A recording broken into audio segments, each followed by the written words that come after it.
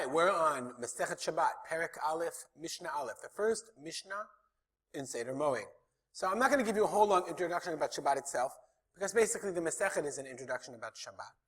I'm going to start with just the first Mishnah deals with something called, let's look at the Mishnah, Yitziot HaShabbat.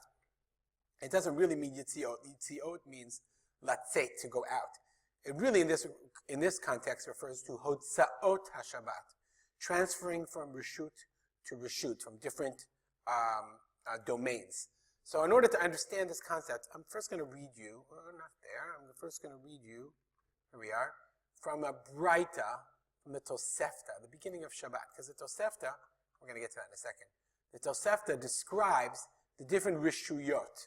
Okay, so the Tosefta says the following, Arba Rishuyot l'Shabbat. There are 4 different types of domains when it comes to Shabbat. Reshut HaYachid, Reshut HaRabim. There's Reshut HaYachid and Reshut HaRabim. So, Ezu Reshut HaYachid. What's Reshut HaYachid? Charitz she'amuk asara v'rochev arba'a. If you have a ditch that's 10 tfachim deep and 4 tfachim wide, or geder shegavoa asara v'rochev arba'a, or a fence that's 10 tfachim high and 4 tfachim wide. Zoi Reshut HaYachid Gmura. Obviously, it's talking about a Reshut HaYachid. Another thing is that Reshut HaYachid is a private domain, meaning it's separated from Reshut HaRabim, a private domain that belongs to an individual. Eze Reshut HaRabim, Seratia upalatia umuvuot hamufulashim. Seratia refers to, the Kahati explains, it's a derech hamilvila me'ir le'ir. It's a highway from city to city. Palatia, okay, is the rechavat eir, the thoroughfare, meshameshet shuk mischari. It's the main thoroughfare where you have the marketplace. Umuvuot mufulashim. Mufulash means straight through, or a road that goes straight through the city. So Reshut HaRabim Gemura. So we have Reshut HaRabim, public domain, and Reshut HaYachid, private domain. But then he says, I'm going to skip, blah, blah. You're not allowed to ein motzin Reshut HaYachid, Reshut HaRabim. You can't go from one to the other, etc., etc. V'im hichni otzi v'yichnis b'shogeg. If you do it by accident, chayav chatat. It's an easy to do a raita. It's hotzar miyishut l'reshut. That's one of the lametet melachot. B'mezid, if you do it on purpose, anush karet v'niskal. Okay, you get karet or a skila, echad motzi ve'echad machnis. It doesn't matter if you take out into Reshut HaRabim or bring in. Avalaya v'abika, but the Tosefta continues, the river, the water, or the valley, v'akarmelit, v'astavanit. Astavanit is a mirpeset, I'm forgetting my English, is a balcony, a skupa, or the doorway. They're not Reshut HaRabim, Reshut HaYachid. They're what's called the din of a karmelit. Karmelit is basically nishteir. It's not Reshut HaRabim and not Reshut HaYachid. And then the last one is called makom patur. Makom patur is exactly what it sounds like. So I made you a little chart. So to take from, if you want to carry from Reshut HaRabim to Reshut HaYachid or backwards, or the other way around, I just didn't fill on this side, it's the same. Asur b'dioraita. Unless it isur dioraita. From Reshut HaYachid to a karmelit, patur aval asur. Anytime we see these words, patur aval asur, it means it's asur midrabanan. Patur midin korban, but it's asur midrabanan. Similarly, from a karmelit to Reshut HaRabim, also patur aval asur. So you're not allowed to transfer from a Reshut HaRabim to a karmelit, nor from a karmelit to Reshut HaYachid. And then there's makom patur, so the makom patur to Reshut HaYachid or to Reshut HaRabim or to a karmelit is mutar. Those are very specific cases, we're not going to get into them now. We need to know all this in order to understand our Mishnah. As our Mishnah talks about Reshut HaYachid and Reshut HaRabim. The last thing I'm going to tell you is 2 concepts that are really, really important. I'm going to make it bigger so you can see them. Okay? They're called, can I move this over? Hold on. Okay. Yes. They're called Akira. I'm going to make it even bigger. And Hanacha. Akira means uprooting.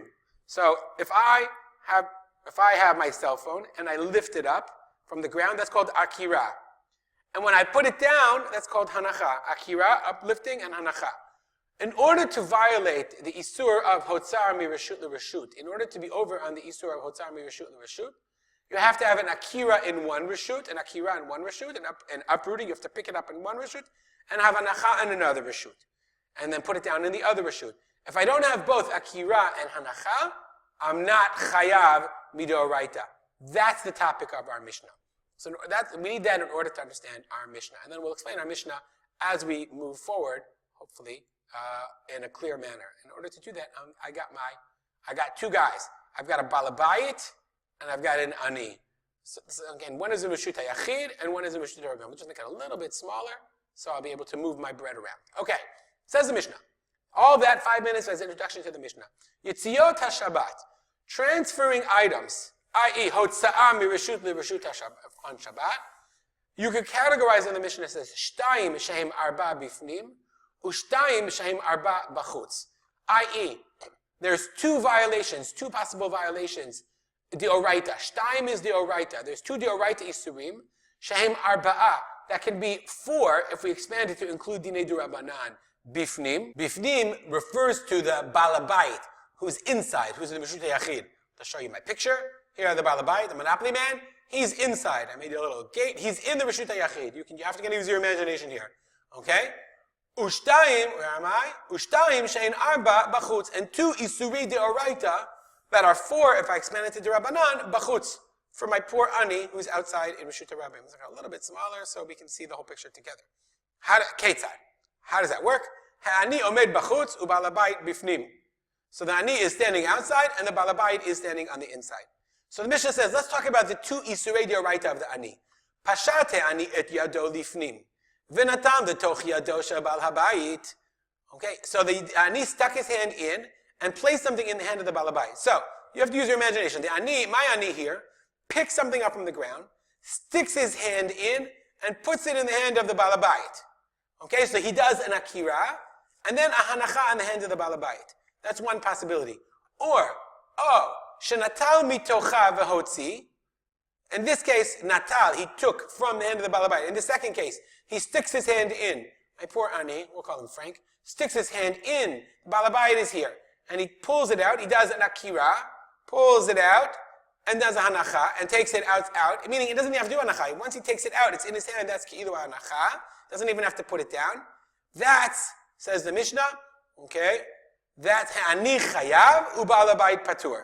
The ani is chayav mi de'oraita, and the balabait didn't do anything. Because in this case, the balabait has got his hand out. First one, the ani does everything, he puts it there. Second one, ani picks it up, and takes it out, he takes it out. The ani didn't do anything. Now, what's the opposite case? What's the shtayim bachutz? Says the Mishnah. Pashat bal habayit et yado lachutz. V'natan v'toch yado shel ani. Okay? If the balabait, pashat, sticks out his hand, out, over the fence, and he puts it outside, and he puts the bread into the hand of the ani, or the item, or the basket, or whatever. Okay? Or, shenatal mitocha v'hichnis, or natal, he took from the hand of the ani and brought it in, then balabait chayav ve'ani patur. The balabait is chayav and the ani is exempt. So in this case, this is the shtayim shem arba bifnim. Shtayim shem arba bifnim. The first one is, let's say, so the poor ani, he's got the bread. So the balabait sticks his hand out over, picks up the bread, takes it and brings it in. That's one possibility. Okay, that's an isur d'oraita. Or, is that the first one? Let's see which one is which. Okay, natam v'tochido. Okay, I'm sorry. The first one is he sticks his hand out and puts it in the ani's hand. Akira, hanacha. Or the other way around, akira, and brings it out, hanacha. The balabait is chayav ve'ani patur. Why? Because again, the balabait did the akira and the hanacha. So the balabait, as the bartender says. Here we are. Right, he did the other way around. He explained this one. Pashat ani, da'avid, v'natal habayit mitocha.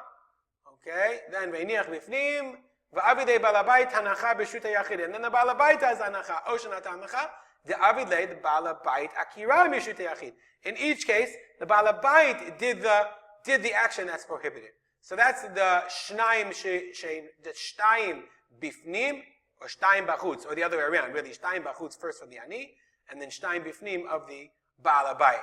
We always use that. It's unclear why the Mishnah uses this terminology of balabait and ani, except for the assumption that the balabait is always inside the house, and the ani is outside the house asking for stuff. Okay. Those are shtayim and shtayim. What are the shtayim sheim arba? What are the other 2 arbas? So the Mishnah says, Pashate ani et yado lifnim v'natal bal habayit mitocha. Okay, so now in this case, the ani did the akira, and he sticks his hand in, but he's holding it now.